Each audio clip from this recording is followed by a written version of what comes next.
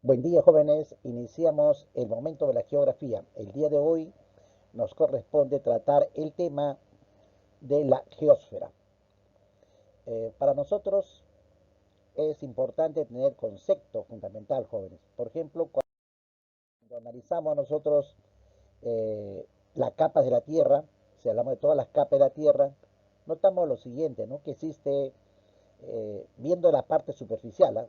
Solamente la superficie de la Tierra, decimos, está formada por tres elementos, lo que es la hidrósfera, el agua, que es los océanos, los mares, los lagos, los ríos, lo que es la atmósfera, que es la capa gaseosa que nos envuelve a toda la Tierra, ¿no? La capa gaseosa, y la geósfera. Y cuando hablamos de la geósfera se refiere a la parte sólida de la Tierra, y que algunas veces, a veces lo denomina, por ejemplo, solamente como la tierra sólida, o a uno le llama la litósfera, por ejemplo, aunque eso se refiere solamente a la parte superior. Ahora, la Tierra está formada por una serie de materiales, que vamos a ver más adelante, pero que constituye pues la forma firme a la Tierra. Hay un término también que se usa mucho, que es la biosfera. Cuando hablamos de biosfera nos estamos refiriendo al espacio conformado por la parte atmosférica, la parte de la hidrósfera y la geósfera, y que permite la vida humana, o sea, la vida de los seres. O sea, los seres vivos se desarrollan con esa interrelación entre la hidrósfera, la atmósfera y la geósfera. Y donde es permitido la vida, en este caso, a eso le llamamos biosfera. ¿De acuerdo? Esto para una referencia. Ahora, nosotros, para el estudio, se ha hecho la estructura de la Tierra. Vamos a estudiarla por partes. Por ejemplo, vamos a ver acá que al hablar de las partes de la Tierra, hay dos aspectos. Ustedes de repente van a encontrar en algunos libros que hay diferencias de nombres. Y eso se debe a que uno lo ven de una forma química, por la composición química, y otro por la parte geológica. Vamos a empezar por su composición química, por ejemplo. Por la composición química, como ustedes ven acá, estaría formado por el centro de la Tierra, que ustedes notan en la imagen, es el núcleo. El núcleo sólido, que es el hierro, el núcleo sólido así, está formado por lo que es el núcleo líquido, que bordea ese núcleo sólido, por el manto y por la corteza terrestre. ¿De acuerdo? Entonces, eh, si lo vemos de esa manera, corteza terrestre, manto y núcleo, estamos hablando de una composición química. La corteza, por ejemplo, entre los 0 a 35 metros de profundidad, la cáscara, podemos decir así, la cáscara, eh, es estrato de roca superficial, pero que aquí predomina las rocas máficas. Recuerden, aquí predomina las rocas máficas. Y las rocas máficas están formadas por silicatos de hierro y de magnesio. Hierro y magnesio. Luego tenemos las rocas félsicas. Y las rocas félsicas, como ustedes ven ahí en la imagen, porque las rocas félsicas van a estar formadas por silicato de sodio, potasio y aluminio. Entonces, por eso les decía, en la parte química, a eso podemos llamar nosotros la parte de la corteza. Luego entramos al manto. Ahí miren ustedes la imagen, en el manto, en gruesor, en espesor podemos decir entre los 35, ¿no? En este caso, hasta los 2.890 metros más o menos de profundidad. Eh, es la capa por la que le estoy diciendo ahorita, es la más gruesa, ¿no? Y que está compuesta por rocas silíceas que predomina mayormente el hierro. Eso es lo que predomina el hierro. Ahora, estas son el lugar donde las capas perciben y se comienzan a realizar los primeros movimientos de las llamadas placas tectónicas.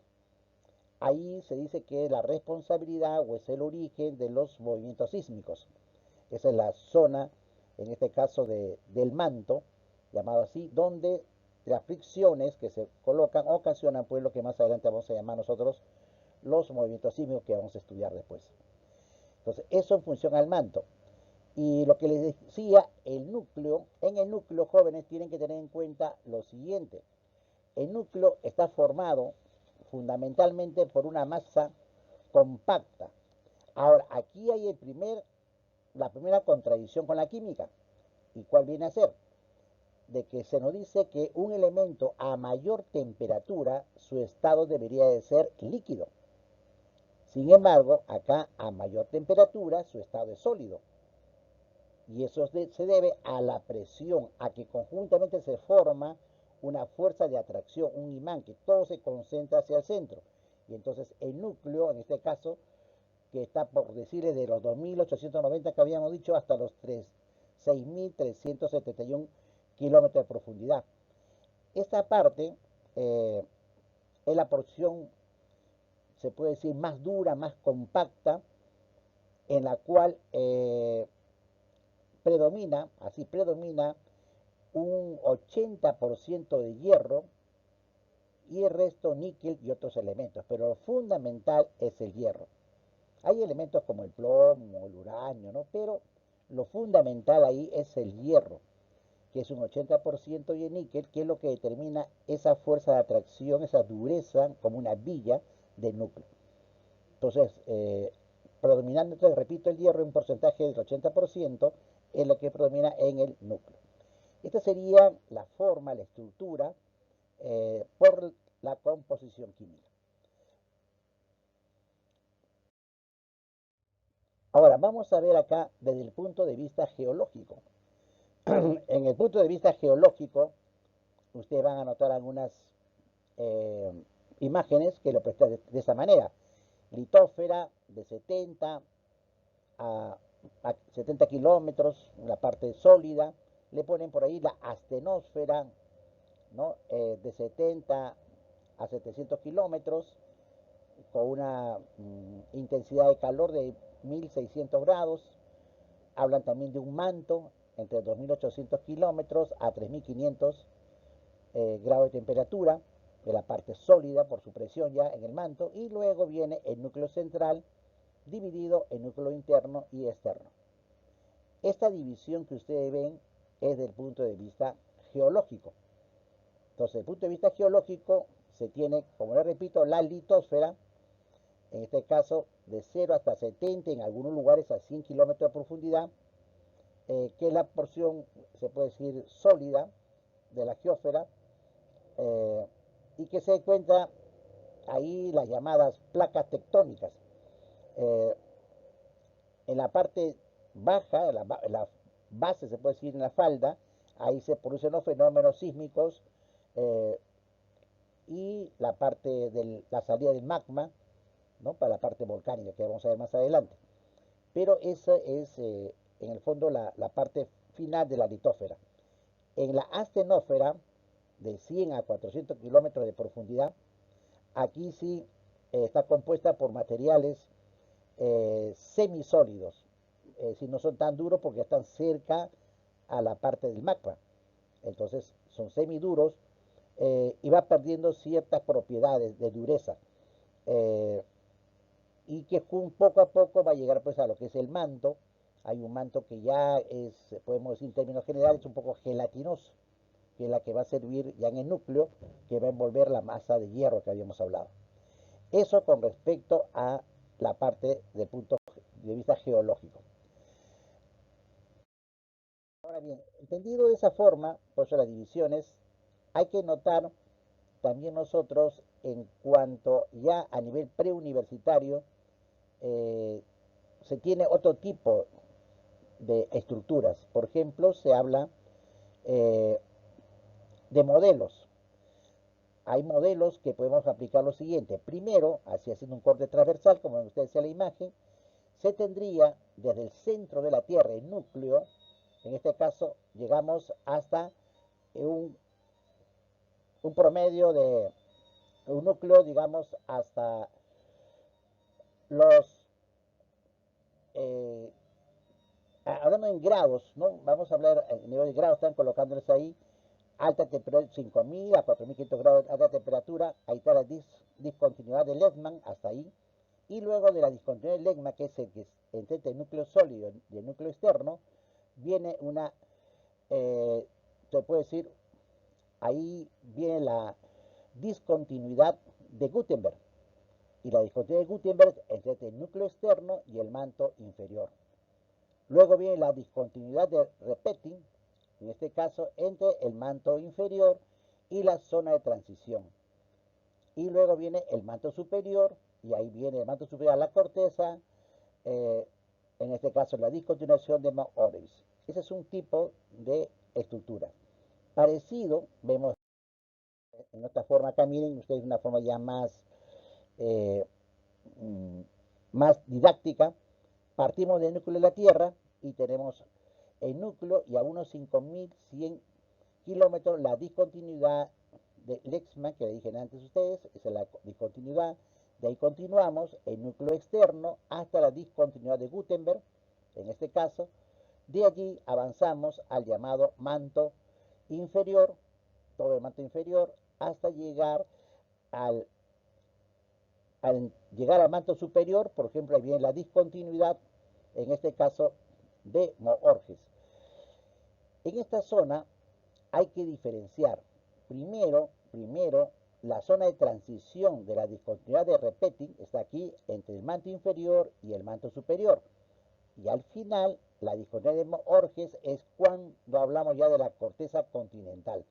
Es la zona ya con la corteza continental, la discontinuidad de Moorges. ¿De acuerdo? Ese es el esquema, se puede decir, estructural interna de la Tierra. Vamos a notar luego también, jóvenes, otro punto de vista sobre el origen de las rocas. Aquí tenga en cuenta lo siguiente, todo el proceso que vamos a analizar surge de lo siguiente. En el centro de la Tierra, por la alta temperatura, el fuerte calor, le dije a ustedes que hay un núcleo sólido, pero sobre eso hay un núcleo líquido o gelatinoso. Y a alta temperatura, como es alta temperatura, busca gases que escapar y busca por qué parte de la corteza más débil para escapar. Y logran ingresar por las cordilleras, en las montañas, a los volcanes. Y por ahí se escapa. Ese, digamos, ese magma, con esa fuerza de gases que viene, sale por los volcanes, como ustedes ven acá, sale por el volcán en esa fuerza, y una vez que sale hacia el exterior, ahí se convierte en lava, ¿de acuerdo? La lava. Esa lava que ustedes ven en la imagen, al salir, sale sobre la corteza, al estar chorreando, se puede hablar ese término, sobre la superficie, se va a ir enfriando, y al enfriar se va a convertir en roca, ¿de acuerdo? Pero el enfriamiento se hace afuera, vamos a ver que tiene un nombre, ¿no? Volcánico, por ejemplo, pero a veces se enfría en el camino. ¿Qué quiere decir en el camino? Está por salir, expulsar todos los gases, cuando ya termina la fuerza del gas de la erupción, ya faltó gas para explotar, para explorar más, y entonces en el camino se quedó el magma, no llegó a salir para convertirse en lava. Y como se quedó en la chimenea, en el tubo, su enfriamiento va a ser lento. Ese enfriamiento se va a convertir en roca, sí, pero un enfriamiento lento. Ese líquido no llegó a salir y se va a enfriar lentamente. Por eso viene lo intrusivo y extrusivo que vamos a ver más adelante. ¿De acuerdo? Ese es el origen casi de todo. Ahora va a tomar ciertos nombres. Como les dije, vamos a ver. Por ejemplo, hablamos de rocas ígneas.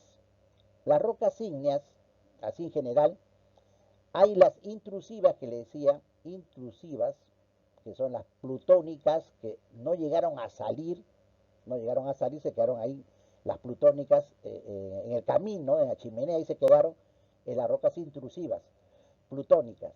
Y las extrusivas, las que llegaron a salir, la lava que salió, que le llaman volcánicas o magmáticas, le dicen, ¿no? Entonces esas salieron y se enfriaron afuera. Entonces hay dos rocas ígneas intrusivas que se enfrían adentro de la chimenea y las extrusivas que se enfrían afuera. ¿De acuerdo? Ahora, como acá dice, no se forma a partir del enfriamiento y solidificación del magma, material formado por gran profundidad constituido por rocas fundidas a altas presiones y altas temperaturas, fragmentos sin fundir y gases. Pero es como les explico, ¿no? Uno es, en así la práctica, que se enfriaron antes de salir y otras que se enfrían después de salir. ¿De acuerdo? Y ahí tenemos algunas diferencias. Por ejemplo, hay varias formas de interpretar las rocas ígneas, hay ejemplos acá. De las plutónicas tienen el granito, el pegamatita, la sienita, el gabro. De las volcánicas o extrusivas que se frían afuera, tienen la escoria volcánica, la pumita, la obsidiana, el basalto, como ejemplos. Como repito, hay varias formas de ver, de analizar. Las volcánicas, ¿no? En este caso, que le dije antes, el basalto, por ejemplo, roca de color oscuro, que se produce en los volcanes, en las dorsales oceánicas, o sea, cuando el volcán está en los mares. La pumita o piedra pómez, roca de color claro, llena de agujeros, porque por ahí han salido los gases. La obsidiana, roca de color negro, brillante, por ejemplo. No tiene una estructura cristalina, pero es amorfa, no tiene una forma especial. La andesita, una roca verdosa, y ese nombre es por los Andes, ¿no? En este caso, la andesita. También tenemos nosotros las diferencias. Acá hay un esquema en el que lo que les he manifestado, vean el proceso. Primero, rocas ígneas intrusivas y extrusivas. Las intrusivas se forman bajo la tierra, enfriándose lentamente, como les decía. Y en ese tipo de rocas intrusivas se notan los granos. En la extrusiva se forman sobre la tierra, enfriándose rápidamente. Lo que era lava, ¿no es cierto? Ahí no se notan los granos en esa parte. La piedra sí, no se notan los granos. Ahora, dentro de las rocas extrusivas, tenemos las rocas sedimentarias, se ven en fragmentos de rocas y minerales, las sedimentarias. Y las rocas metamórficas se nota como se deformaron los granos, como que aquí se ha deformado. Eso cuando uno veía por lupa, uno ve así un microscopio, esa es la estructura. ¿De acuerdo? Eh, Aquí les presento una serie de, porque a veces no conocemos, sabemos el nombre, pero no sabemos cuál es la forma. Tiene una forma del plomo, como es el hierro, como es el cobre, el zinc, el oro, la plata, cómo se encuentra, la caliza, cómo se localiza el mármol, el yeso, por ejemplo, la varita, el uranio, la pozulana, por ejemplo. Ahora, la textura, esto ya cuando hablamos de ver la textura, es como una tela que analizamos ya con microscopio, por la poralización, por los poros, digamos así, de las rocas, de las piedras, le damos ciertos nombres. Ahí tiene la fanerítica, por ejemplo, como ustedes ven ahí, la afanítica, la porfirítica, la piroclástica, la vitria, vesicular. Ya esto visto en microscopio cómo son su piel, digamos así, en otras palabras, ¿no? Para poder entender la estructura de esa superior de esa piedra. Entonces, eso para que tengan ustedes una idea, jóvenes, de lo que viene a ser. Lo importante es que recuerden que hay las rocas intrusivas y extrusivas. Y las que son extrusivas pueden ser rocas ígneas, que a veces son arrastradas por los ríos, las rocas, por ejemplo, eh, las que son arrastradas por los ríos, las rocas sedimentarias, llegan hasta el fondo de los mares, ya son a veces porosas, debilitadas, pequeñas, y ya forman fragmentos, se ha sedimentado. Y a veces son las rocas se quedan, no llegan al río, y por efecto de la lluvia, los vientos, la misma tierra, la arena que roza, le da formas caprichosas. Y a uno le llaman rocas metamórficas, tienen las formas caprichosas también. Todo esto se debe en la transformación de elementos que vamos a ver más adelante. ¿De acuerdo, jóvenes? Bien, gracias por su atención. Nos vemos hasta la próxima.